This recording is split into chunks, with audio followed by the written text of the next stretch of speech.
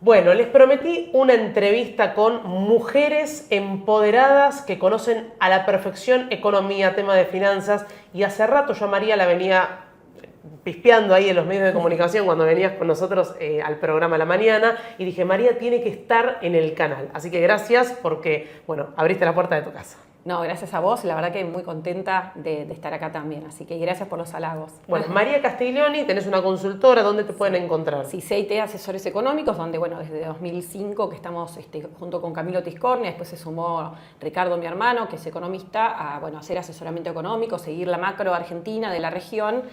Y obviamente tenemos que hacer proyecciones, aunque no tenemos la bola de cristal, y bueno, tratar de ayudar a todos a entender un poquito de este país y ver las alternativas. ¿Sabes qué? A mí, voy a decirlo, me da bronca porque tenés poco tiempo para explicar a veces. Te veo en la tele y digo, tiene 20 minutos. Y dije, acá va a poder hablar o explayarse lo que quiera porque, bueno, hay un montón de cuestiones coyunturales que también exigen un poco más de desarrollo. Y justo recién estábamos conversando una noticia que salió hace muy poquito, que fue la proyección del Fondo Monetario respecto a la inflación en Argentina para 2025 en un 45% mayor a la que estaba estipulada en el presupuesto. Y vos te dedicás a hacer proyecciones. ¿Qué es lo que vos estás viendo en relación a los datos internacionales y qué es lo que pasa en el comportamiento de precios en Argentina? Tal cual. Bueno, mira, primero el Fondo Monetario tiene un proceso largo cuando hace su World Economic Outlook y actualiza.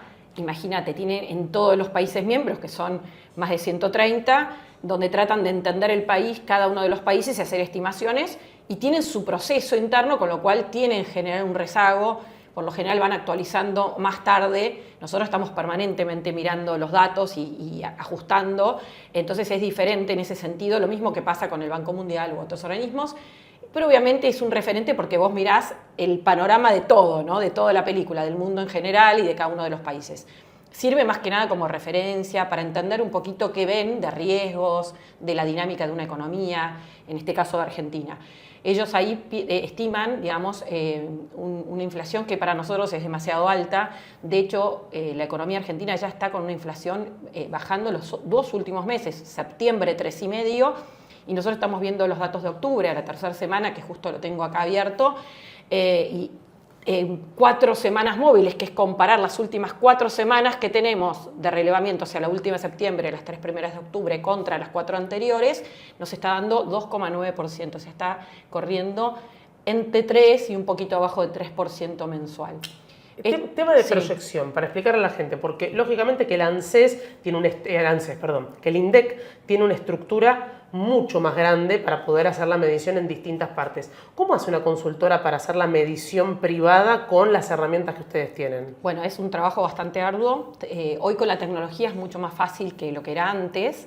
Lo que tratamos es de, basados en la canasta del INDEC, el peso que tiene cada uno de los rubros, etcétera, buscar qué precios en cada rubro son los mejores indicadores, cuál es la muestra, tratando de respetar esos pesos relativos adentro, por ejemplo, alimentos, cuánto pesa adentro, las carnes, qué carnes, etcétera. Ir bajando de niveles y tratar de tener lo más parecido posible a la metodología que tiene el INDEC. Obviamente nosotros no hacemos relevamiento con, por lo menos en nuestra consultora, con gente que va físicamente a los lugares, pero sí tenemos cada vez más lugares donde bajar la información y tratar de cubrir la mayor cantidad de muestra posible. Obviamente no somos el INDEC, pero hay una cosa que se llama la ley de los grandes números. Muchas consultoras que tienen muestras más pequeñas que el INDEC terminan dando parecido al INDEC. Y esto fue muy importante en los tiempos del INDEC intervenido, ¿no? Donde los datos que daba el organismo oficial eran menos de la mitad de lo que daba la realidad, y era muy importante tratar de tener una estimación. No sé si se acuerdan, se armó lo que se llamaba el IPC Congreso. Sí. O sea, miembros de la oposición, creo que estaba liderado por Patricia Bullrich y Fernando Iglesias, pero habían de distintos partidos, recibían, nosotros le enviábamos medio anónimamente la estimación, ellos sabían quiénes éramos en un lugar y ellos hacían un promedio de las consultoras y de ahí se calculaba un IPC alternativo, hasta que empezaba a haber el IPC de la Ciudad de Buenos Aires y bueno, habían otras provincias que no estaban intervenidas y relevaban otros datos de inflación. Que eso quedó, por ejemplo, Córdoba. Claro, ahora cada organismo tiene, pero pasa que en aquel momento habían algunos que tenían más grado de intervención del INDEC nacional, entonces tampoco eran tan confiables. No todos tienen un departamento grande o tienen muestras con otra metodología. Todo sirve igual para tener una idea de la evolución, porque con altas inflaciones, cuando la inflación empieza a amainar, a desacelerar, bueno, todos lo terminamos captando. Capaz que si la muestra no es todos los días o la periodicidad es diferente, no hay una coincidencia total, pero en general cuando uno mira lo que releva el INDEC, las consultoras, diferentes consultoras que hacemos estos relevamientos, no hay tanta disparidad. Como te puedo decir, a ver, puede haber una diferencia en un mes, hacia arriba o hacia abajo, pero cuando uno mira interanual, de hecho nosotros estamos casi exactamente igual que el INDEC, más allá de que septiembre justo nos dio 3,5, pero digo, no es que haber tenido una diferencia sea algo malo, porque obviamente, como te decía, tenemos muestras distintas, relevamos, bajamos algunos precios todos los días, otros no, entonces bueno, obviamente que eso puede impactar, pero tratamos de tenerlo, por un lado, porque lo tenemos semanal, lo vamos traqueando todo el tiempo, y además porque ya tenemos la serie y bueno, ojalá nunca se vuelva a intervenir el INDEC, pero es bueno seguirlo relevando, sobre todo que es por más que haya bajado en la preocupación de la gente, sigue siendo la principal preocupación y la inflación todavía está en niveles muy altos. Bueno, todavía está en niveles muy altos. Totalmente. Digo, por más que digamos 2,9, a lo que veníamos es mejor, pero no es como no podemos celebrar esa inflación, lo que sí podemos celebrar es la tendencia hacia abajo. Acá tenés un Excel sobre, hablando de los alimentos, ¿cuáles son los elementos que ponderan más dentro de esa canasta? Bueno, en la canasta de alimentos es lo que pondera más en general, que es un 31%, más de un 31% es alimentos y bebidas. Pero después tenés lo que son alimentos para consumir en el hogar, o sea, sacando todo lo que vos comprás afuera, o delivery o restaurantes. Las carnes siguen siendo muy pesadas, o sea, carnes en sí mismo pesa el 7,4% del IPC total. Son todas las carnes, no solo carnes rojas, carne de cerdo, carne de pollo, o sea, todo eso pesa muchísimo.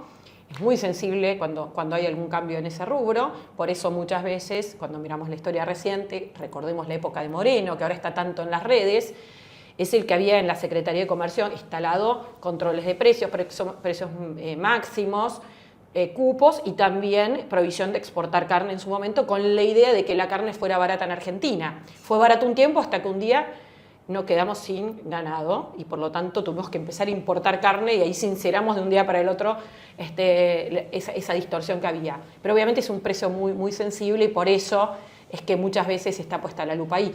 Pero bueno, tenés frutas, verduras que pesan más o menos 4% entre ambas, son precios muy volátiles. Claro, en los momentos estacionales del año. Eso tiene mucha estacionalidad, tuvimos verduras bajando un montón, sobre todo en agosto-septiembre, después de una suba por lo que fueron las lluvias en su momento, ahora están repuntando algunas en este mes. A pesar de eso tenemos esta inflación más baja. ¿Por ejemplo?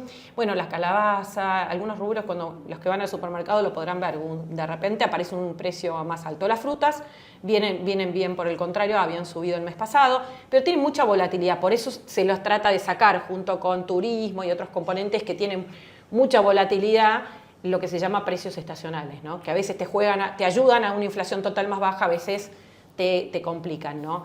Mientras que, bueno, después tenés por otro lado todo lo que son rubro de productos de tarifas, la luz, el gas, etcétera, que son regulados. No, lo que pasa es que ahí vos tenés ahora un sinceramiento, que yo me quedé en el tiempo, ¿no? Porque ahora, si bien hay lo que es sincerar es, bueno, que vale lo que corresponde. ¿Cuánto le falta al gobierno sincerar en relación a las tarifas, los servicios? Sí, es muy importante entender que hay rubros como la energía que tienen un vínculo muy íntimo con el precio del dólar y el precio de la energía a nivel internacional. Hay un componente, el primario, que es más commodity, que tiene un precio internacional. Entonces, eso obviamente puede alterarte el resultado de cuán atrasado está lo que vos pagás como consumidor respecto de lo que cuesta todo el proceso, ¿no? Bien. Porque tenés el costo de lo que es la generación de la energía, que tiene el insumo, por ejemplo, del gas, en algunos casos, pero también a veces de gasoil, fuel oil, u otros componentes, y tenés todo lo que tiene que ver con el costo de lo que es la distribución y la remuneración a los distribuidores, antes el transporte, que son todos componentes que había que ir corrigiendo. O sea, estaba todo distorsionado. Yo te diría, lo más grande, el grueso, ya se hizo este año. Esto no quiere decir que todavía que estén al día, no. Están relativamente cerca. Algunos cálculos a precios de hoy indican que habría que hacer un aumento entre 30 y 50% en las tarifas, que no va a ocurrir ahora, se va a ir haciendo a lo largo del tiempo esa brecha. Pero también obviamente va a ir dependiendo, como te decía antes, de qué pase con el precio de la generación de energía y qué pase también con el precio y el tipo de cambio que impacta cuando uno lo traduce a moneda local, ¿no? Uh-huh. Por eso a veces una devaluación te genera un problema en el sentido de la obligación de tener que ajustar por ese factor que no es el 100%, pero que tiene un impacto directo en el costo de la energía. El costo de la energía es la generación, ¿no? El transporte y la distribución. En lo que es generación, acá hay un tema, no es lo mismo el costo de generación de energética con energía eólica o energía hidráulica o energía atómica que con las centrales termoeléctricas que necesitan como insumo o fuel oil o gas. Y bueno, y acá es súper relevante que durante tantos años con tarifas congeladas lo que hubo es cero exploración nuevo de pozos nuevos, la producción de gas empezó a caer y empezó a depender cada vez más del gasoil, que es contaminante y mucho más caro. O sea, la fuente de generación es más costosa y entonces la brecha entre lo que pagaban los consumidores y lo que costaba generar la energía fue cada vez más grande, lo que se tradujo en cada vez más subsidios, o sea, lo pagaba el Estado, pero que además, como no era suficiente, lo que desalentaste fue esa nueva exploración para mejorar en un país que tenía vaca muerta, ¿no? Que recordemos que recién se activó en la presidencia de Macri cuando se sentaron las partes a pensar nuevas reglas de juego para hacer que este proyecto sea una realidad, ¿no? Y hoy estamos enfrentándonos a eso. O sea que la diferencia y cuánto tengan que aumentar las tarifas va a depender mucho de esto, ¿no? De a qué velocidad se hagan los nuevos gasoductos, la provisión de gas también al sector energético, todo lo que tiene que ver con el costo internacional, todo eso obviamente influye y obviamente la devaluación, ¿no? Si el tipo de cambio ajusta, mucho de esto es en dólares, obviamente tenés una necesidad y es un debate en el corto plazo, ¿no? Como se debate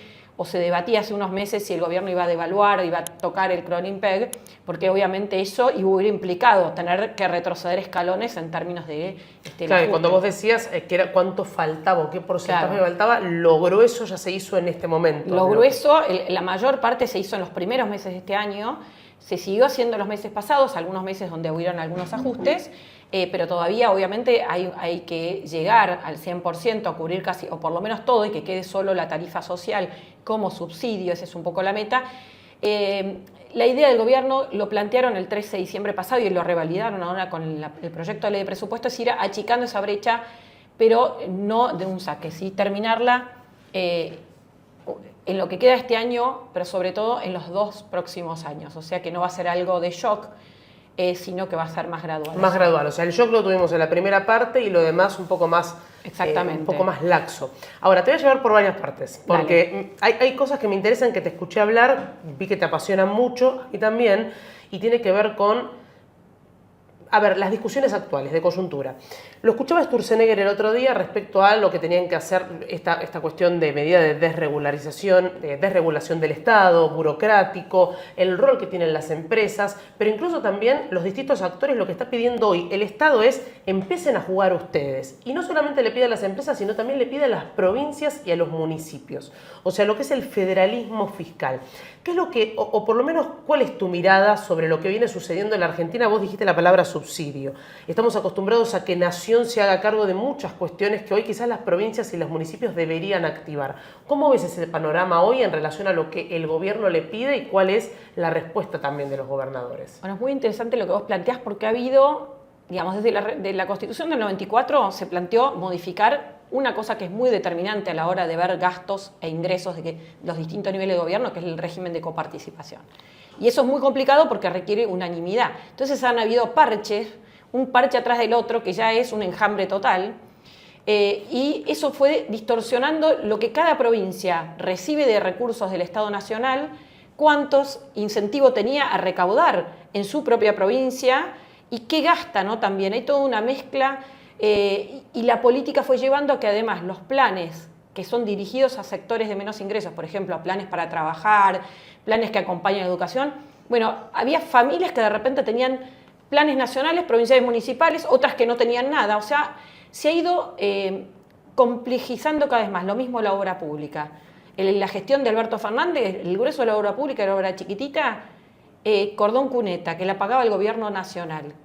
Entonces después no se hacían obras grandes que de repente tal vez sería lógico que las financie o las coordine con el sector privado o con el Banco Mundial o el BID, de obras de infraestructura nacional que debería haber hecho el gobierno nacional y no las hizo porque financiaba otras. Entonces yo creo que acá hay que sentarse y creo que es muy interesante y es el momento para sentarse a hacer esta discusión, ¿no? ¿Qué tamaño de Estado queremos? Y acá hay un punto interesante para tomar como guía que es el Pacto de Mayo. donde firmaron muchos más gobernadores de lo que se esperaba, ¿no? Se sumó el de Santa Cruz, que no lo firmó en el momento, pero yo creo que hoy hay 19 de los 24 distritos. 19, sí, eran sí. 18, si no me equivoco, que firmaron en ese momento. Hubo problemas climáticos y el gobernador de Santa Cruz no había podido llegar, pero se sumó. Y en ese pacto fiscal los primeros 3 puntos tienen que ver con esto. El primero es la inviolabilidad de la propiedad privada, que abarca todo, pero que implica, para arreglar las cosas no tenemos que romper contratos, como ha hecho Argentina siempre, ¿no? Eso vale para los contratos con los servicios públicos, con empresas de servicios públicos, sino sentarse a renegociar amigablemente, ¿no? Con la deuda que tienen los distintos niveles de gobierno, no reestructuraciones forzosas, no incautar depósitos, no plan Bonex, que tiene, obviamente, implica que el resolver los problemas es más duro, lleva más tiempo, pero que trae mucho más beneficios para el país también. Porque obviamente cuando vos haces una mala renegociación, cuando incautás depósitos, etcétera, pues nadie te quiere prestar. Entonces es una solución del cortísimo plazo, pero que te genera en el boletín otra mancha más, que Argentina, bueno, es el que tiene récord de malas notas, ¿no? Como deudor. El segundo punto es el equilibrio fiscal. Esto es válido para todos los niveles de gobierno, pero sobre todo para el gobierno nacional. ¿Por qué? Porque el gobierno nacional no solo se financiaba ese déficit con deuda, que incumplió muchas veces, sino también pidiéndole al Banco Central que lo financiara, o sea, la emisión monetaria, que es la que explica en Argentina la inflación, ¿no? El exceso de pesos respecto a lo que la gente quiere, producto del déficit fiscal. Por eso se llama, es monetaria, pero con un origen fiscal, ¿no? Esto es clave y es muy importante para bajar la inflación, para entender que hay que ordenar las cuentas, pero el tercero también es muy importante. No solo que se gaste lo que entra, sino también que el tamaño del Estado, nación, provincia y municipios vaya bajando. Y acá está toda la discusión del federalismo fiscal. Hay que atacar los gastos y los ingresos. ¿A qué apunta? A que converja 25% del PBI el gasto total del Estado, los distintos niveles de gobierno, que es el promedio de gasto que había en la historia argentina, por lo menos desde que hay datos consolidados, de más o menos 1960. Pero ahora estamos en hasta un 2004. Porcentaje... Hoy estamos muy por arriba, vamos a ver, 2024 está bajando fuerte, sobre todo por el gobierno nacional, pero hasta el 2014-2015 fue más del 40%. Claro. Retomamos cerca de esos niveles los años anteriores. O sea, hubo un intento de baja que bajó efectivamente en el gobierno de Macri, pero volvió a subir luego. O sea que es un Estado enorme, que significa que si queremos que no haya déficit tendremos que conseguir los recursos de esa magnitud. O sea, casi 40% del valor agregado, o sea, del esfuerzo que generamos los argentinos en un año termina en las manos de los distintos niveles de gobierno, que se supone que con ese gasto lo que hacen es lo devuelvan en buenos servicios para la sociedad, buena infraestructura, educación, salud, seguridad, justicia, etcétera, que no está pasando. Entonces, claro, las prestaciones que da el Estado no son mejores que las que daba cuando el Estado era 25% del PBI. Ahora, ahí hablaste el tema del déficit cero, digo, el equilibrio fiscal.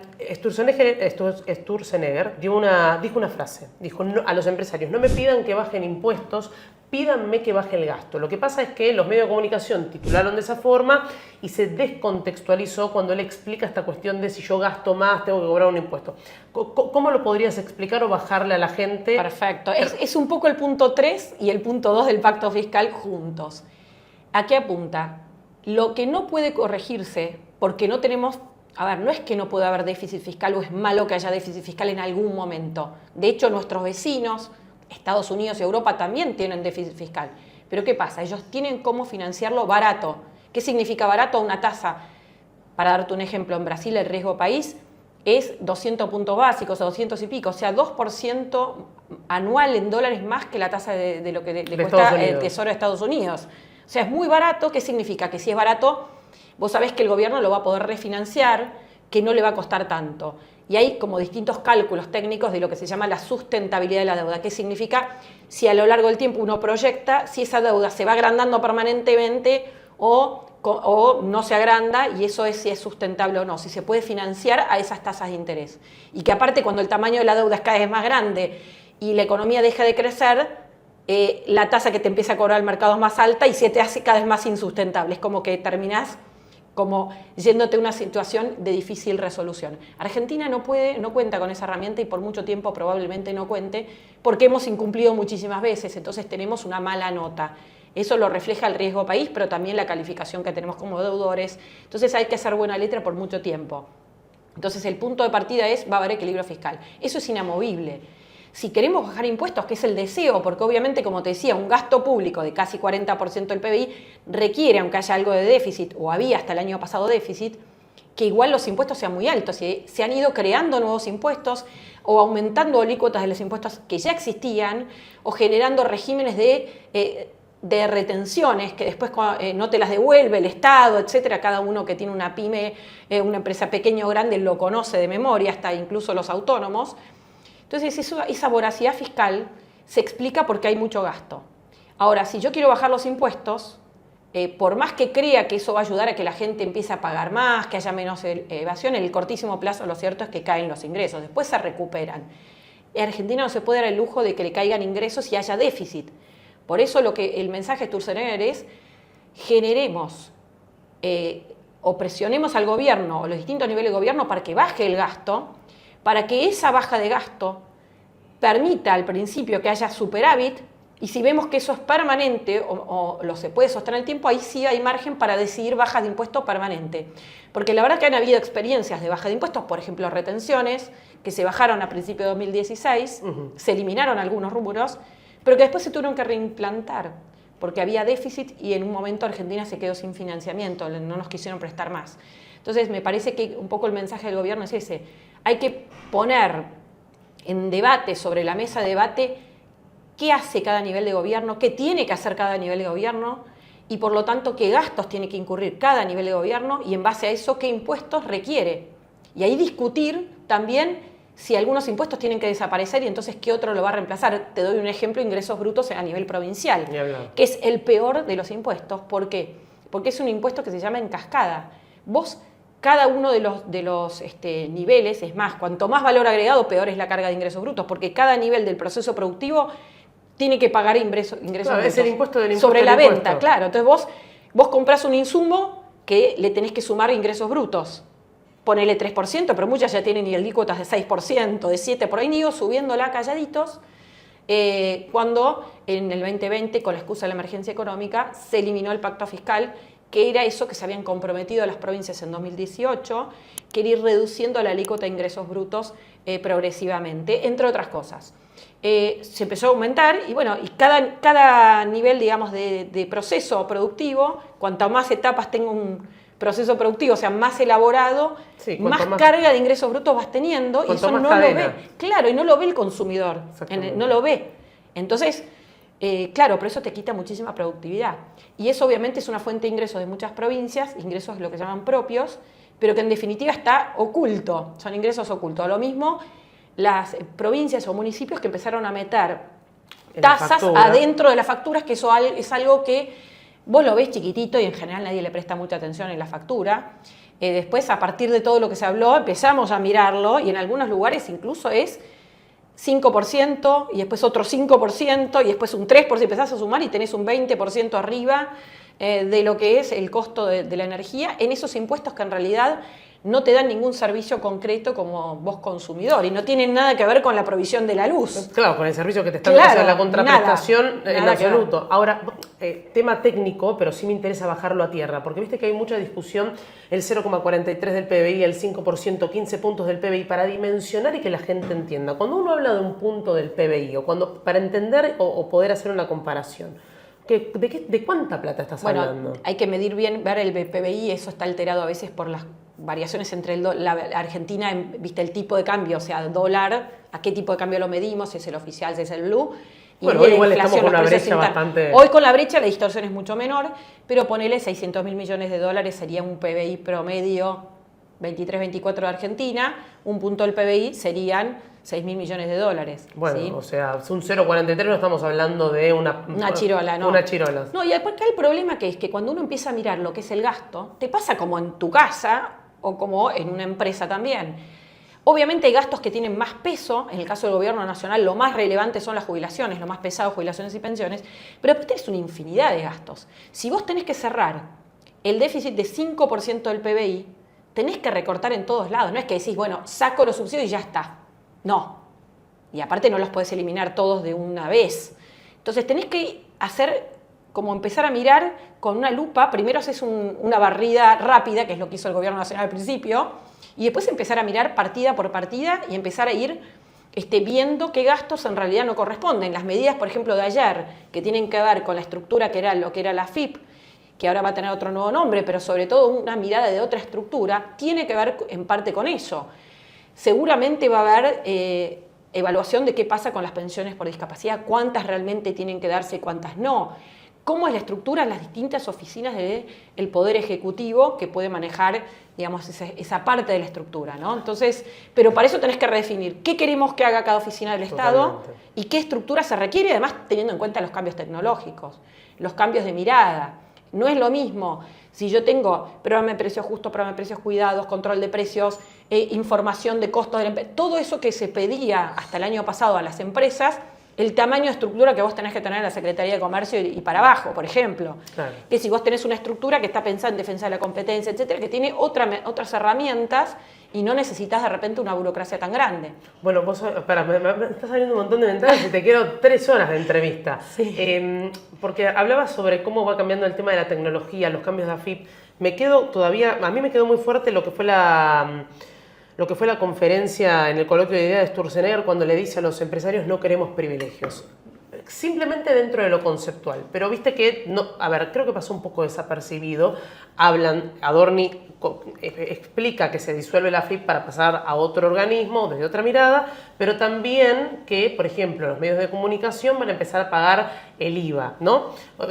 Distintas exenciones que se le han hecho a algunos sectores que no tienen por qué tener privilegios. Pero uno de los temas que genera más controversia también es el régimen de Tierra del Fuego. Sí. Conceptualmente, ¿cómo lo ves vos? Porque es un régimen que inició como para proteger una industria, pero lo que sucede hoy es que al consumidor le termina afectando, pero tenés un problema también, que si lo eliminás, afecta a puestos de trabajo. Sí. Mira, cuando vos mirás, abstrayéndonos del hoy, cuando vos mirás regímenes como Tierra del Fuego, que se hicieron con una mirada no solo de desarrollo, sino estratégica, de poblar el sur en otros contextos históricos de Argentina, y donde por ahí el turismo no estaba muy desarrollado, u otras actividades donde uno diría, ¿qué sería bueno o deseable y amigable con la naturaleza y que tenga que ver con el lugar, desarrollar allá? Bueno, hoy tal vez tenés el turismo como lo primero, incluso cosas que tengan que ver con la tecnología, mucho uso de la tecnología, internet, etcétera, que consume energía, que requieren temperaturas frías, también es otro lugar que uno podría evaluar si tiene sentido. Para poner en andas a la gente, ¿qué es el régimen de Tierra del Fuego?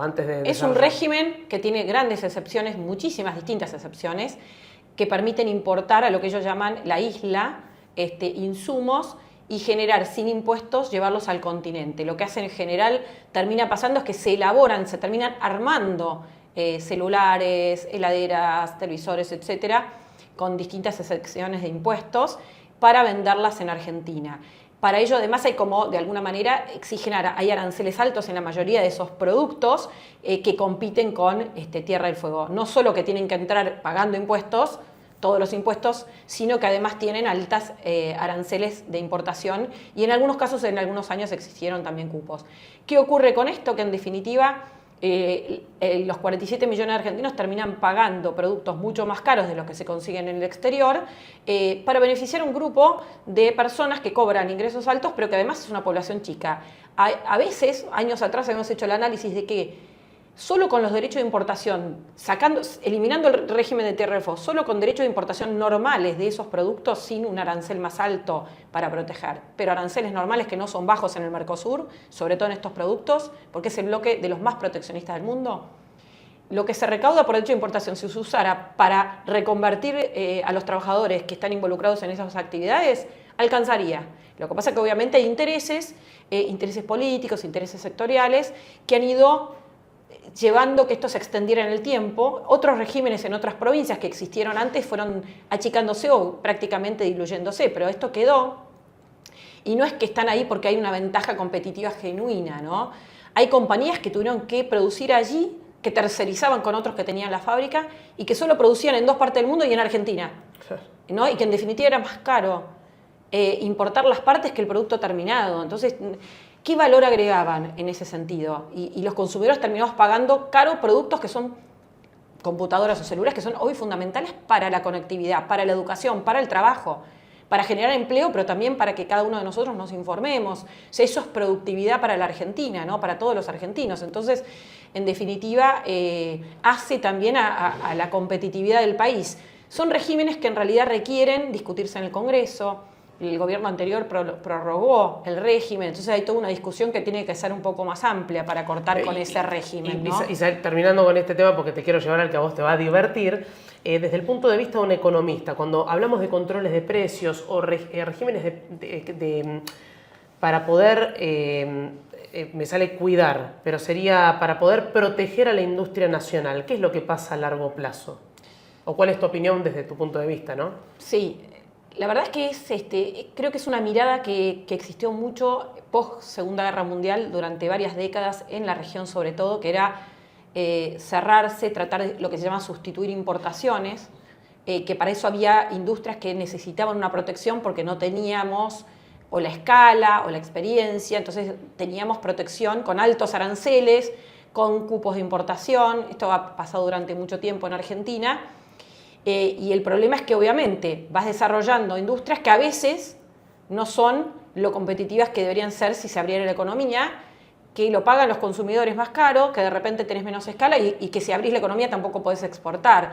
Esto no quiere decir que toda la industria no sea competitiva. Después empezamos en una maraña de ir cerrando la economía y como cerrábamos la economía, el gobierno necesitaba más gasto y gastaba más para proteger a alguien, entonces para financiar ese gasto ponía más impuestos.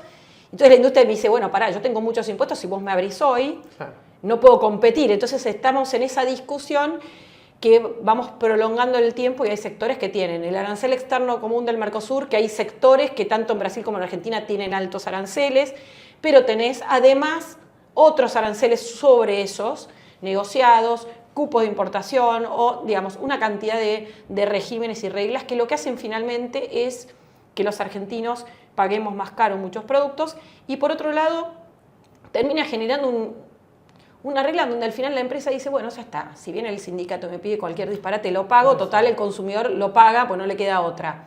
Como que entramos en una discusión donde obviamente todos tienen algo de razón y desarmarlo es más complicado, mucho más fácil desarmarlo que desarmarlo. Entonces creo que eso es buena la discusión de todos, ¿no? Sentar sectores, a los gremios, a las provincias, a los municipios, al gobierno nacional, donde todos tienen su parte. Y creo que el esfuerzo que tienen que hacer las provincias y los municipios es empezar a también mirar hacia adentro en qué gasto van a hacer, o sea, cuál va a ser su rol cada nivel de gobierno, qué gasto entonces tienen que tener y por lo tanto qué impuestos van a cobrar y todos hacer ese esfuerzo. Algunas provincias lo están haciendo. Totalmente. Y es muy interesante, algunos sobre todo gobernadores nuevos, ¿no? Que acaban de arrancar la gestión con esa mirada.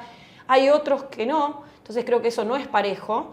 Y es muy importante que entren en esa dinámica. Los 19 que firmaron por lo menos el Pacto de Mayo, de alguna manera creo que tienen que empezar con eso, que es una discusión súper importante y es la clave de la competitividad. Y no pensar que como la inflación está por arriba del crawling peg y que los dólares, la brecha es baja, entonces incluso en contado con liqui empieza a ser lo que se llama el atraso cambiario, la solución sea devaluar, cuando sabemos que en Argentina nunca fue la solución. Pero además se ha hecho sistemáticamente y sabemos que la receta ha terminado mal. Termina mal y además en Argentina por mucho tiempo no tenemos esa arma que hoy tienen otros vecinos nuestros, que es la de que el tipo de cambio flote y ajuste rápido si hay un problema. Como las economías del mundo. Claro, y mismo en Chile, que es una economía hiperabierta, que muchos productos no los produce. Vos veis los saltos del peso chileno y no se traducen en inflación. Y eso que ellos no producen muchas cosas. Uno diría, tendría que tener lo que se llama pass-through, un pasaje a precios enorme y no. Y eso tiene que ver con que ellos construyeron una moneda propia. Argentina no la tiene todavía. Entonces, hoy todos miramos, el peluquero, el que da clases de inglés, todos miramos el tipo de cambio, el oficial, el blue, para ver qué pasa con nuestro precio. Entonces, por eso devaluar hoy también te genera un impacto en precios mayor que el que debería ser, ¿no? Y es una realidad que uno, o el hacedor de política pública, tiene que tener en cuenta, y creo que lo tienen en cuenta, y es mucho más fácil desde el Excel decir, che, ajusta el tipo de cambio. Sí, en la teoría es fácil, pero nos lleva a ir a lo verdadero, a los verdaderos explicativos de lo que es la competitividad de un país, lo que es la estructura impositiva, lo que son todas las regulaciones, que eso sí, como vos decís, Sturzenegger está trabajando mucho, que las empresas han ido acostumbrando, pero tienen oficinas dedicadas a conseguir la autorización para importar, conseguir luego en el Banco Central, en la ventanilla, que le autoricen la operación y le den los dólares. La ventanilla para informar los costos, la ventanilla para informar los precios, la ventanilla para informar procesos. En la aduana, viste que había una cantidad de obligaciones que no es solamente es costo, es tiempo, es burocracia y es desvío en vez de estar pensando cómo innovar, cómo ser más eficiente en mis procesos. Cómo mejorar el producto para el consumidor. Claro, ¿qué quiere el consumidor? No, total, está la economía cerrada y yo, bueno, el consumidor tiene que agarrar lo Pero poco además, que hay en la góndola. Cosa que me causó mucha gracia, porque entré a ver algunos de los ejemplos que él dio y explicaba a los fruticultores, los que tienen que exportar las frutas, que tenían un envase determinado. Entré a ver el documento, está específico cuál es el grosor y lo obligatorio, entonces el productor tiene que estar pensando en el envase, si el importador le va a aceptar el envase. Y el 90% de las veces, claro, primero que eso quedó en el tiempo, la innovación hoy es tan rápida. Claro. Y además aparecen cosas nuevas, hoy te conviene el producto envasado con el determinado plástico y otras veces con lata porque el aluminio bajó, subió, porque al consumidor le gusta de determinada forma. O sea, es la mirada. Esto es la construcción de muchas décadas, que a veces han habido interrupciones, pero no se avanzó en esas desregulaciones, de que el Estado sabía mejor que cada una de las personas y las empresas qué es lo que había que hacer. Esa mirada dirigista del Estado planificador central y pensando que el Estado era el que veía mejor todo que cada uno de nosotros. Eso obviamente te quita aparte todo lo que es el espíritu emprendedor, ¿no? Por eso yo creo que los jóvenes tienen una mirada muy diferente de esto y creo que en ese sentido están como más, optimistas con estos cambios porque son, por definición, innovadores, por definición nacieron en esta nueva era donde hay mucho emprendedurismo, creatividad. Bueno, que es la fintech, o sea, en América Latina, pero incluso en Argentina. Buscar nuevos productos, resolver lo que quiere la gente, dar respuestas rápidas, creativas. Si vos planificás, quitás la creatividad primero, segundo, muchas veces es más ineficiente, más costoso y no te ayornás, pero los cambios hoy son permanentes. Entonces, una cosa es cuidar, por ejemplo, sectores muy, delicados de repente que tienen que ver con la salud, asegurarse que hayan parámetros mínimos de seguridad o en alimentos, seguridad alimentaria, pero eso no tiene nada que ver con lo que se ha ido transformando a lo largo del tiempo, la multiplicidad de normas, que además vos tenías que tener un gestor que te estudiara la norma y los cambios normativos, lo mismo con el cepo, que el cepo no es una medida, eran cada vez más medidas y normas que a veces hasta costaba, cuando el Banco Central las implementaba, que los bancos también las entendieran, que en la aduana se entendiera, entonces era una pérdida de tiempo y todo eso se traslada en precios, o sea, eso lo trasladabas a precios y eso te hacía menos competitivo. Cambiar esa mirada es un cambio radical que tenemos que hacer todos. Cultural incluso. Es un cambio cultural, es un cambio en la forma de pensar los productos, los servicios. Y por eso creo lo que se habló en IDEA de que son las empresas también las que tienen que promover esos cambios y tienen que internalizarlo. Lo que pasa es que en Argentina estamos acostumbrados a tanto cambio al péndulo, ¿no? Que dice, bueno, espero a ver cuánto va a durar esto, si esto dura, hago el switch y mientras tanto espero. Pero lo que pasaba con la cosecha incluso, llevémoslo a esa parte, especular con los distintos tipos de cambio. Y sí. Pasó hace relativamente poco de tener... Me acuerdo un Santiago Bulat, un colega que trabaja en Neura, me contaba, cuando había ido a hacer las becas allá a Reino Unido, lo único que se hablaba de la Argentina era la cantidad de tipos de cambio que tenía, el tipo de cambio de vino, el culturo, que nosotros le dijimos Coldplay. Digo, creo que no dimensionamos el desorden macroeconómico cuando se habla de ordenar la macro y bajar a la micro que teníamos. Totalmente, porque vos todo tu recurso está pensado en ver por qué ventanilla te conviene entrar. Y obviamente requería todo un expertise financiero, claro, que te alejaba, lo que te decía recién, de ver cómo mejorar tus costos. No había crédito, empecemos por ahí, desapareció el crédito. No solo internacional, que ahora hay empresas argentinas privadas que están colocando deuda a tasas en dólares, a tasas muy bajas, pero no solo eso, no había crédito interno, era un país de contado que comprabas con una valija de billetes un departamento, un auto y te financiabas a crédito al supermercado, o sea, todo dado vuelta. Pero además porque, claro, el incentivo estaba dado de esa manera. Entonces la empresa misma tenía que tener en cuenta que no tenía crédito o que de repente el costo financiero era muy alto, que tenía incertidumbre sobre a qué precio iba a pagar los insumos, cuándo los iba a poder pagar, si iba a tener insumos. O sea, todo eso fue generando un cambio de prioridades y de necesidades de atención de las empresas, que obviamente todo eso fue generando caída de lo que se llama productividad. Que para medirlo en términos agregados, y es una medida que asusta, cuando uno mira la cantidad de gente que dice que trabaja, ya sea con changas, o el sector formal, o en el sector público, o un mix, versus lo que se produce, o sea, el PBI, haces ratio PBI por empleados, que esa es la medida más agregada de productividad, cayó 20% entre 2011 y 2023. Una barbaridad. El mundo lo que hace es crecer porque mejora la productividad. En Argentina cada vez generamos menos por trabajador. Obviamente, eso tiene dos consecuencias. Si no hay mucho desempleo, que es lo que afortunadamente está ocurriendo, la cara es los salarios. La otra cara son los salarios que no alcanzan. Y encima tenés precios que medidos a cualquier tipo de cambio, en algunos rubros son muy altos, productos que se traslada a precios, toda esta burocracia, estos costos, en una economía cerrada. Entonces, ese clic hay que hacerlo, creo que el gobierno acierta, vamos a ver a qué velocidad lo puede ir haciendo, en hacer el esfuerzo de desregular para quitar ese peso del sector privado, pero también tiene que hacer el esfuerzo en racionalizar el Estado para poder bajar el gasto lo más rápido posible y por eso bajar impuestos. Por eso creo que Sturzenegger dijo: presiónennos para que bajemos el gasto, porque esa es la manera de que se puedan bajar los impuestos. Ahora, vos decís presionar peso, sigo con el peso en la cabeza y vamos al tema. María es como una especie de libro abierto en el cual ChatGPT económico, vos le preguntás y ella te tira. Ya son muchos años. Sí, no, pero como, a ver, por favor, decime cómo es el régimen de Tierra del Fuego, y empieza a pensar. Y hablando de coyuntura, dentro de las promesas de campaña de este gobierno, si bien, digamos, la bandera, la inflación, sin lugar a duda. Después, el tema de la seguridad, que eso ya no tiene que, o sea, tiene que ver quizás con lo económico en partidas presupuestarias, pero ya tiene que ver más con políticas de seguridad que no tienen que ver con la materia.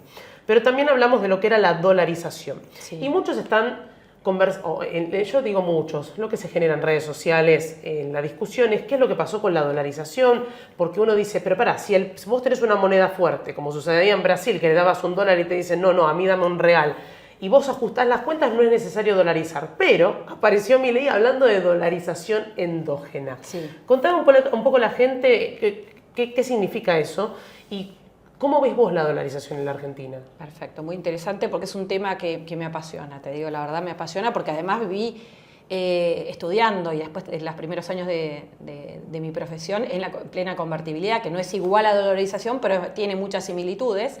Entonces lo bueno y lo malo lo tengo como súper estudiado. De hecho se debatió en su momento la dolarización. Hay una nota de Spert, me acuerdo, hace mucho tiempo, donde hablaban sobre la dolarización. Exacto. Que la había retuiteado. Exacto, y después es interesante entender que los distintos regímenes monetarios no van a solucionar los problemas del país. Ni la dolarización, ni la competencia de monedas, ni tipo de cambio flexible. Nada va a resolver los problemas. ¿Por qué? Porque si no hay consistencia entre la política fiscal, la política tributaria, que hablábamos recién ligado a esto, la política regulatoria, todo lo que es el entramado impositivo, y después, y por los componentes de productividad y la política cambiaria, entonces al final algo va a fallar, por algún lado falla. La convertibilidad empezó a fallar con que empezamos a entrar en un proceso de recesión, de baja de competitividad, de déficit comercial y déficit fiscal. Mucho contexto internacional fue algo negativo que influyó, pero también las medidas que se fueron tomando. Entonces hay que sacar como distintas lecciones también de nuestros vecinos, ¿no? Que en la década de los 60, 70 y 80 y principios de los 90 atravesaban por crisis recurrente lo que se llamaba de balance de pagos, de fuertes devaluaciones, de defaults, de hiperinflaciones en la mayoría de los países, no todos, pero muchos procesos de hiperinflación. Y hoy miramos nuestra región y no es que los países estén espectacular, pero han logrado la estabilidad macroeconómica, que es la condición necesaria para poder mejorar el resto de los reclamos y de las necesidades de una sociedad. Entonces, y hay que ver un poquito qué hicieron. No todos optaron por lo mismo, pero sí podemos ver similitudes. Entonces, lo primero que te diría es, creo que lo más relevante acá, y que es el ancla de la política de este gobierno, que me parece, estoy 100% de acuerdo, es la política, el ancla fiscal. Es decir, entender que si no hay equilibrio fiscal y no se empieza a discutir esto que hablamos tanto hace un rato, no hay manera de que ningún programa o ninguna política monetaria genere buenos resultados. Vas a terminar a la corta o a la larga en algún problema que, si lo sostenes en el tiempo, termina explotando. Bien. Como pasó con la hiperinflación en el 89-90, como pasó la salida convertida, como pasó en los distintos momentos. Exacto, con distintos que terminaron en defaults, confiscaciones, cambios de regla de juego. Cuando salimos de la convertida fue tremendo, que estamos todavía pagando. Entonces, encontrar ese mix es lo más interesante. Milei lo que planteaba de dolarización era decir, la mayoría del tiempo que existió el Banco Central en Argentina, en mucho tiempo, como te digo, parecido a lo que hacían nuestros vecinos y después nos despegamos negativamente del resto, el Banco Central se usó como caja del tesoro, era parte del Estado Nacional y se engañó a la gente que usaba el dinero para pagar impuestos, para hacer transacciones, que es para lo que uno demanda dinero, además de por precaución o en todo caso para ahorrar, se fue engañando a la gente porque se le entregaba esos billetes, pero que en definitiva cada día valía menos. ¿Por qué? Porque se inyectaba mucho más de lo que la gente quería. Entonces, las cosas, el tipo de el dólar, pero los bienes y servicios cada vez valían más en relación a nuestro peso. Oferta y demanda también. Exactamente, como en cualquier otro mercado. Entonces, lo que decía es que se terminó engañando. El origen de que el Banco Central fue engañado, fue usado como mano del tesoro, tiene que ver con lo fiscal. O sea, si vos no resolvés el problema fiscal y dolarizaras, inventaríamos las cuasimonedas como pasó ya en el 2001. No podemos emitir moneda legal, pero emitimos cuasimoneda a la que le damos un uso legal, le dejamos que paguen impuestos. Vos hablás cuando el patacón, LECOP, bueno, igual también el Chacho, algo que sorprendentemente, no sé si sorprendentemente, pero no fue en cascada, digo, quedó solamente ahí porque se vio las consecuencias negativas y lo vivimos en Argentina, no empieza a desvalorizarse y en definitiva es una manera indirecta de ajustarle el salario a los empleados públicos, ¿no? Porque si el Chacho vale menos, su salario al final se devaluó. Entonces, el atajo es al final, de alguna manera terminás pagándolo, ¿no? Y si el gobierno tiene déficit y no puede, digamos, ¿qué ventaja tiene la dolarización? Le quitas directamente la posibilidad de pedirle al Banco Central, que no vas a tener más, de que le dé dinero para financiar parte de un déficit que tiene cuando tiene déficit. Le quitas eso y en general la experiencia es que cuando se implementa un plan así, o la convertilá pasó también, que no era un tipo de cambio fijo, era un tipo de cambio fijo pero mucho más fuerte porque el Banco Central no podía emitir un solo peso si no tenía un dólar en sus reservas. O sea, otros regímenes de tipo de cambio fijo no eran así. Existía la posibilidad de emitir sin dólares en las reservas y eso obviamente era menos creíble. Argentina se ató con una ley de convertibilidad, entonces era más parecido a la dolarización en ese sentido. Entonces, le quitó al fisco la posibilidad de financiarse con esa herramienta que era la emisión monetaria. Y eso, en general, generó rápida convergencia de la inflación, más rápida que de repente en otros esquemas. Se convergió una inflación baja, más parecida a la internacional, y eso fue la mayor ventaja. Y obviamente el bajar la inflación después de periodos de altísima inflación es muy importante, porque te permite recrear crédito, te permite planificar, te permite tener horizonte. Sin eso es imposible que ningún país crezca. No, y de que vengan a invertir. Claro, por eso, ningún país con alta inflación crece porque no tiene ni ahorro ni, obviamente, inversión. No tenés fuente de ahorro ni tenés inversión, ni local ni internacional. Por lo tanto, no hay manera de crecer. O sea, no podés seguir creciendo. Que es lo que, digamos, experimentamos en los últimos años, donde el gobierno decía el gasto público tiene que crecer porque eso mueve la economía. La gente que hacía, consumía lo que le quedaba. Y a la larga vos mirabas que es mentira que crecíamos, desde 2011 no crecemos, per cápita la economía va a haber caído 15 puntos, o sea, es mentira que... Y de hecho era un consumo negativo, porque no ahorrábamos nada, nos comíamos el capital. Explica un poco el concepto de consumo negativo. La gente, y creo que si cada uno de nosotros se pone a pensar lo que hicimos los últimos años, el que podía acceder a un dólar oficial o algo que tuviera componente de dólar oficial trataba de, con ese peso argentino que tenía, demandarlo, ¿sí? Porque, sobre todo cuando la brecha era muy grande, la demanda de dólares al tipo de cambio muy alto a veces era costoso o no era necesariamente tan conveniente, es algo que tuviéramos pánico y eso veíamos cuando la gente salía corriendo a comprar dólares. Y después lo traducíamos ¿en qué? En recitales, en cambiar el auto, en comprar en cuotas, lo que fuere. ¿Por qué? Porque quedarte con el peso, invertirlo a tasas por abajo de la inflación era quemaba nuestro poder de compra, desaparecía. Entonces no hacía falta ser economista para darse cuenta que no era conveniente. Entonces vos desalentaste el ahorro y sobre todo en un contexto donde todo el mundo creía que la inflación iba a ser más alta. Entonces rápidamente quiero pasar mi dinero, mis pesos, a traducirlos en otra cosa, en aceite, en producto de limpieza, no sé, en cualquier cosa. Por eso hubo récord de venta en volumen, en supermercados mayoristas, en las PASO, en las generales, en el balotaje. No, que fue el plan platita, que a veces uno dice, lo pedimos para el consumo interno, sí, pero espera, ¿de dónde lo están sacando? Claro, bueno, ¿y eso qué te generó?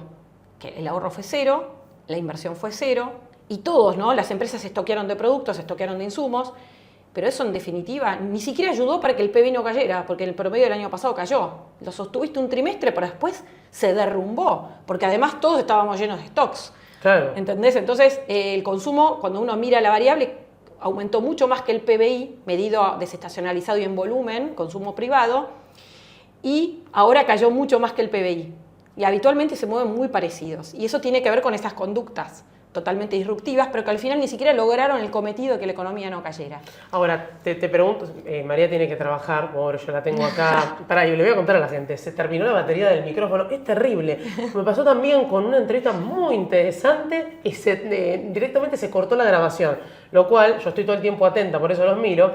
Pero sí te quiero preguntar temas cepo. El cepo, viste que empezaron con la inflación y aparecen distintas demandas, lo cual a mí me parece mal, porque cuando vos vas transformando y vas solucionando distintos temas, aparecen otros, es la realidad, sí. O por lo menos se dejan entrever. Y están con el tema del cepo ahora. Me gustaría conocer un poco también tu análisis, porque, como bien dijeron, el cepo no es una sola medida, es ir sacando de a poco. ¿Qué es lo que vos mirás y la dirección en la cual va el gobierno, ¿no? Sí. Esta cuestión de quitarlo ya, no hacerlo ahora, si hay que ir haciéndolo de a poco, si el argentino puede en algún momento solucionar esta cuestión de no ir corriendo directamente al dólar. ¿Cuáles son los factores que se tienen que dar para que, independientemente, cuando lo saquen, el argentino no vaya a buscar el dólar? Bueno, es muy interesante y mientras vos me hablás me dije que al final no te di la respuesta de la dolarización. No. Muy mal, lo mío. Nos vamos por las ramas. Así que si querés te cierro rápido. Cerrame eso y vamos con lo del... Pero vuelvo a decirte, o sea, sí, lo que te decía era cualquier régimen tiene que ser compatible con el resto de la política económica. Yo personalmente creo que no sería deseable ir a la dolarización. ¿Por qué? Porque me parece que te pone una rigidez demasiado grande cuando nuestros vecinos no la tienen, algunos que son parecidos a nosotros, y estamos sujetos a la política monetaria de Estados Unidos, que no necesariamente es lo que a Argentina le conviene, sobre todo porque somos exportadores de energía, alimentos, etcétera, y que te requiere una flexibilidad interna doméstica demasiado grande que todavía no tenemos. Esto no quiere decir que no pueda ocurrir, porque si realmente está el riesgo de que el Banco Central vuelva a ser usado como arma, digamos, financiera del Tesoro, perdemos todo el trabajo que se ha construido. Yo creo que la idea de dejar abierta esa posibilidad, que es la dolarización endógena o la competencia de monedas, más bien como tienen Uruguay o Perú, que de hecho fueron, dicho sea de paso, el Banco Central, cuando hizo las jornadas monetarias y financieras, trajo a referentes del Banco Central de Uruguay y de Perú para contar cómo fue todo el proceso que vivieron ellos. Y es muy interesante contar que ellos tenían siempre como plan B la dolarización total de la economía si esto fracasaba, si los intentos de financiamiento del déficit tocando el Banco Central volvían a resurgir, y al final tuvieron éxito ambos, y sobre todo en Perú es muy interesante porque la mayoría del ahorro era muy parecido como Argentina. Lo teníamos en el colchón, lo teníamos fuera del país, los peruanos no ahorraban en su moneda, y durante muchos años siguió siendo más relevante con esa competencia de monedas el sistema financiero en dólares, tanto de ahorro como de crédito, que en soles, pero hoy más del 70% del ahorro de los depósitos de los peruanos es en soles peruanos. Buen éxito. Y los créditos también. Y hoy el tamaño del sistema financiero ha ido creciendo, esto le da una estabilidad a un país que tiene una inestabilidad política enorme. Pero nadie... Que tiene una inestabilidad. Por eso, perdón, si lo dije rápido. Pero inestabilidad política es importantísimo. Porque esto no va a resolver todos los problemas del Perú, pero sí ha permitido, cuando uno mira las estadísticas, es uno de los países que más ha crecido en los últimos años.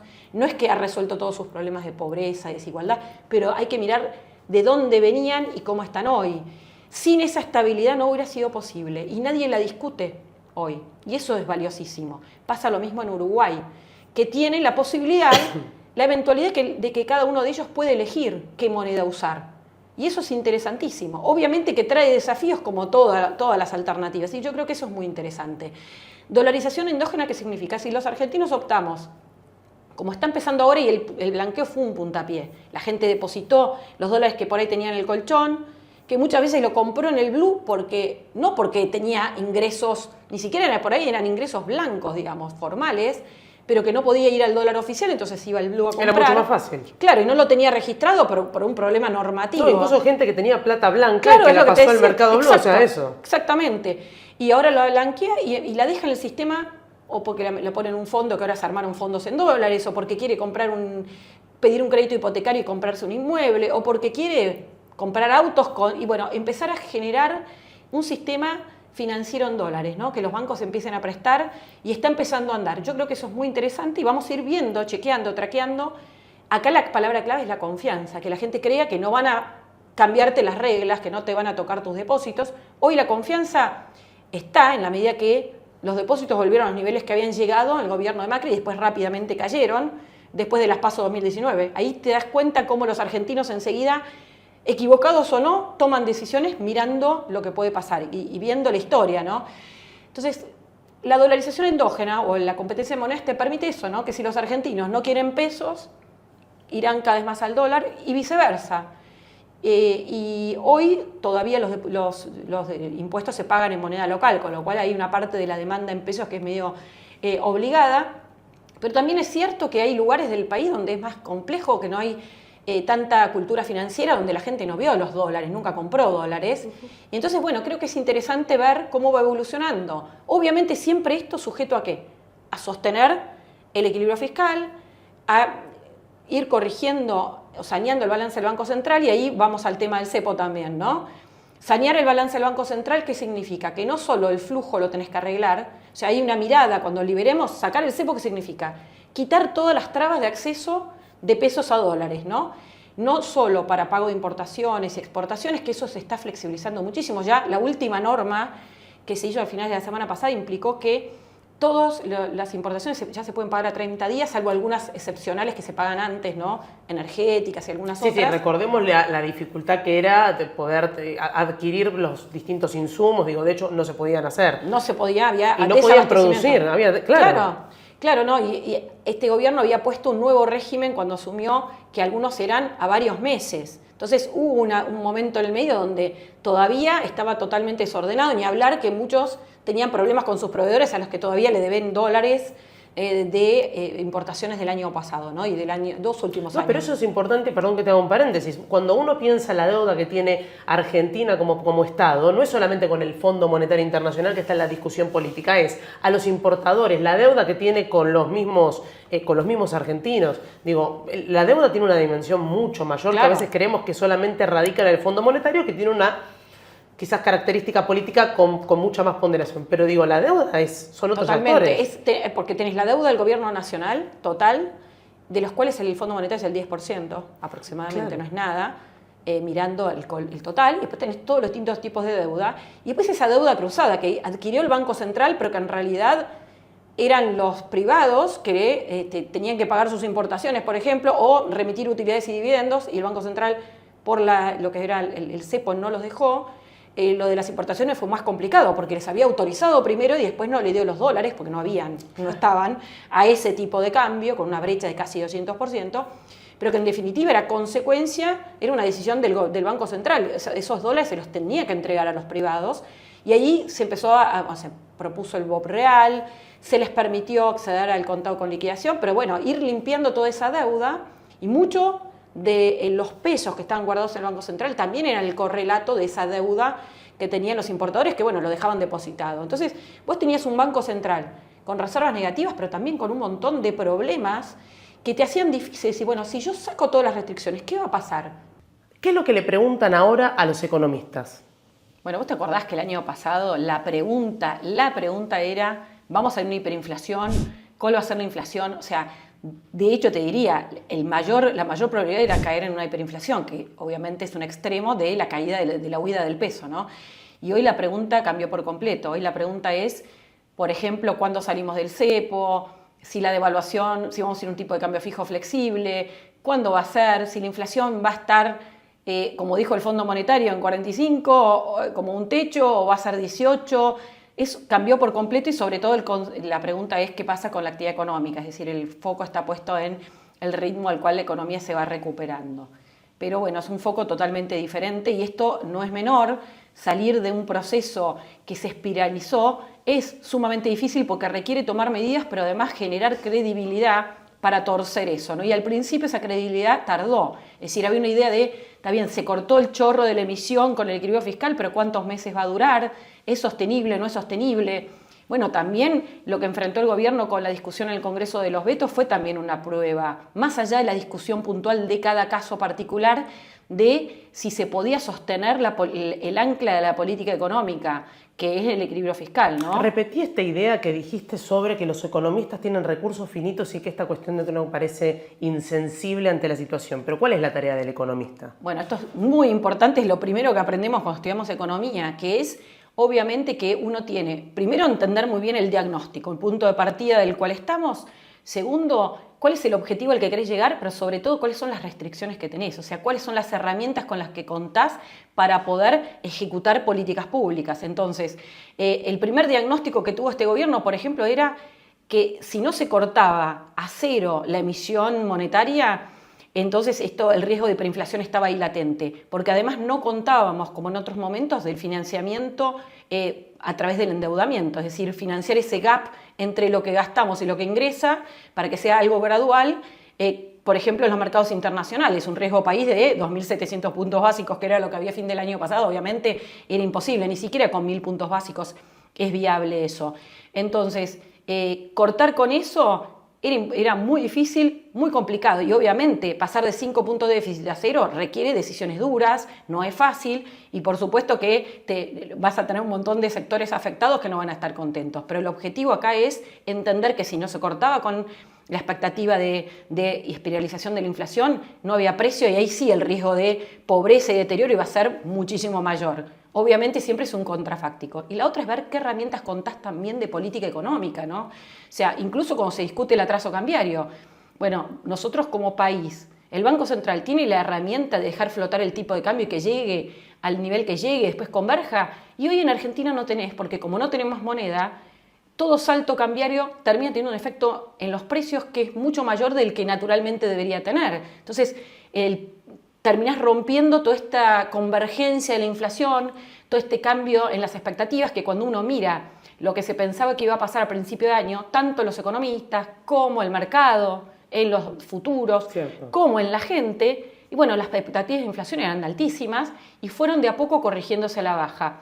Y se va convergiendo a medida que se va avanzando con resultados, ¿no? Hay que mostrar resultados y ver los distintos tests que se van enfrentando en el tiempo. Mismo el rebote de los dólares financieros de mayo, junio, julio, fue un test muy relevante donde las presiones por salida del cepo, por hacer otras correcciones fueron muy fuertes, volvió a converger y cuando uno mira qué había atrás, bueno, fue un Banco Central y un Ministerio de Economía que usaron las herramientas que tenían disponibles, que no eran muchas, para tratar de ir resolviendo los problemas. A mí me preocuparía si este proceso se da sin tratar de sanear los problemas que originan estas consecuencias, ¿no? Creo que eso sí es interesante ir testeando, pues podemos tener diversidad de opiniones de si convendría hacer algo antes o después, el timing, pero cuando uno mira los resultados, la verdad es que es muy positivo lo que ha transitado, dada la dinámica que venía llevando la economía en los últimos meses del año pasado. Y como última pregunta, para no molestar temas, porque ya le dije a la gente, va a ser una masterclass de economía. Estamos escuchando esto de la recuperación del salario, ¿no? Que hay una recuperación. Lo que pasa es que miran comentarios y te dicen, ¿cómo puede ser que me hablen de recuperación los economistas que no miran la realidad, si yo no llego a fin de mes porque tengo que pagar la prepaga, el colegio de los chicos? ¿Cómo se puede explicar esta recuperación y si eso implica que uno pueda llegar a fin de mes? Digo, hacer la diferenciación. Totalmente, ¿no? Es muy buena tu pregunta porque es primero que miramos, porque además yo soy economista, pero tengo una familia, tenemos amigos con familia, familiares, todo el mundo tiene que enfrentar presupuestos y la economía nos impacta a todos, ¿no? Y hay distintos sectores, nosotros seguimos los distintos indicadores agregados de salarios, por ejemplo, el sector público, privado, etcétera, de distintas fuentes, pero también la evolución de las paritarias de distintos sectores e indicadores indirectos que te pueden marcar cómo vienen los ingresos.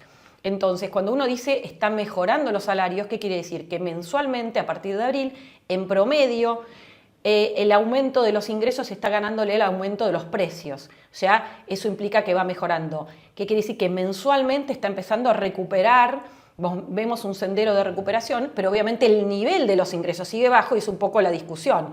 Hay algunos que le faltaba un poquito para llegar a fin de mes y cuando hablamos de llegar a fin de mes, para algunos es mantener su canasta de consumo. Depende del nivel de ingresos de la gente. Bueno, dice, yo quiero seguir manteniendo mi nivel de consumo y con lo que gano ahora ya no me alcanza porque el ritmo de aumento de mis ingresos fue menor del de los precios. No me alcanza y me tengo que ajustar. Bueno, mes a mes lo que estamos viendo es que ese gap se está cerrando. Hay otros sectores que de repente todavía están lejos de poder cubrir sus ingresos porque ya venían mal de antes. Entonces, dependiendo del nivel de ingreso, lo que vemos es que cuando los ingresos empiezan a crecer más rápido que los precios o, en definitiva, gracias a que la inflación se desaceleró y hay recomposición de ingresos, ese gap, esa diferencia entre lo que son los gastos en la canasta de consumo versus el ingreso se va achicando. En algunos casos ya convergió, en otras permite recomponer o empezar a ahorrar de nuevo, dependiendo del ingreso, y hay otros que todavía les falta, que todavía sienten que están muy lejos de poder alcanzar lo que antes podían consumir con sus ingresos. Y lógicamente que eso genera angustia, genera ansiedad, genera ganas de que los resultados se vean más rápido, pero bueno, la realidad es que en perspectiva lo que vemos es un pronóstico de mejora. Por supuesto que hay situaciones particulares o sectores afectados que pueden no estar bien, que pueden seguir estando muy mal, pero yo te diría, hablando en general y en varios sectores, estamos viendo que es cada vez más generalizado la recuperación de la actividad en esos sectores y la recuperación también de los ingresos. De vuelta, todavía estamos muy lejos de estar bien, va a llevar un proceso que hay que lograr que se sostenga en el tiempo, cosa que Argentina no logra desde 2011, o sea, viene oscilando en torno a un mismo nivel, tratando que esa recuperación sea sustentable, es decir, no generar, inyectar liquidez, darle lo que se llamaba ponerle plata en el bolsillo a la gente, porque eso es pan para hoy, hambre para mañana. Bueno, lo tenemos muy cerquita en el tiempo, lo que fue ese experimento el año pasado y lo mal que terminó. Bueno, María, mil gracias, de verdad, gracias por dos, nada. Ya sabemos por qué.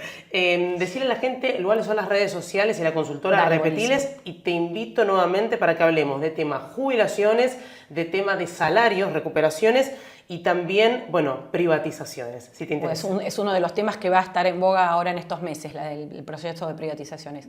Dale, cuando quieras. ¿Dónde te encuentran? Bueno, nosotros en la consultora CIT Asesores Económicos tenemos una página web, CIT Asesores, donde hacemos el posteo, donde todos los servicios que hacemos, todos los pronósticos y el trabajo que hacemos, y también en las redes, en Twitter, en X, CIT Economía y @mericastiglioni con E y Y es mi cuenta de X, donde ahí tratamos de compartir algunas cosas, sobre todo nuestro reglamento de inflación, cómo viene, pero también apariciones, ¿no? Algunas entrevistas, notas que demos en distintos medios, no mucho más, porque no somos tuiteros, pero bueno, algunos comentarios también cada tanto.